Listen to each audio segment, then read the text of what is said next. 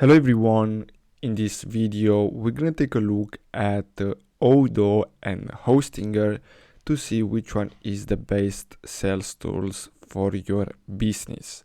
Now here I have a list with different categories, and we can see the reviews, we can see the pricing for each one of them. Now as you can see, based on reviews, Hostinger is more popular.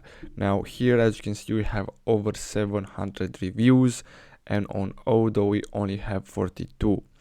So here, as you can see, both of them target small businesses, and their entry-level pricing is so as you can see, for Hostinger starts at $3 per month, and ODOO is starting from $24 per app per user per month. Now here we have a summary used by AI. So here, as you can see, users report that ODOO Website Builder excels in its content management capabilities.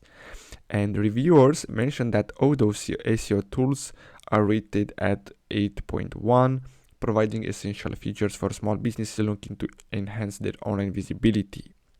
Now basically, if we take a look based on reviews, ODOO is a better choice, but Hostinger is cheaper and more well known. So basically, if I have to choose based on price, I will go with Hostinger instead of ODOO.